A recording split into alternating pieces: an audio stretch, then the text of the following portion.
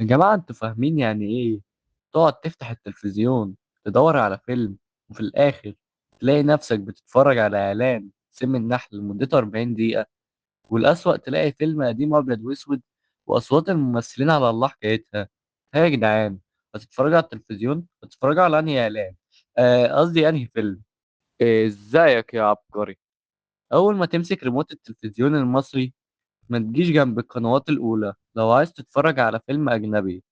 هتلاقي قناة نشرة الأخبار سنة 1900 وقنوات غريبة كده، ولا في الآخر حتى علشان هتلاقي نفسك بتسمع مش فيلم أجنبي، بتسمع مع كينج بار هيخليك حمار. واوعى تيجي جنب قنوات اللي هي حبيشة دي ولا حاجة، هتلاقي فيلم جامد وهتتفرج عليه 5 دقايق وبعدها أنا والله كنت يا ابني قاعد بقيت على زي الفل. السرير اهو دلوقتي، زي أنا الفل اهو. بتنطط على تحب اشبهك السرير في الصلاه؟ وأنا لا اوريدي حاجه 50 مصدقك. سنة تاخد مع الكبيره. كريم سم اديني النحل الكبيره. كنت العلبة تخينه جدا. الصفراء. هتلاقي مسلسلات الصوت مش اصلا مع الشفايف والزوم 300 ولا حاجه. تعلمي بقى يا سامسونج من عندنا اهو.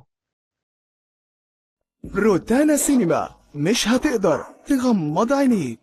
قمت غمض عينيك لما كان يتفرج على فيلم ويجي اعلان، انسى هو كان بيتفرج على ايه اصلا. تيجي تكون قاعد تتفرج على فيلم كويس وعادي خالص، ومفاجأة ابوك يخش عليك تلاقي جه فيلم الهيفا وهبي.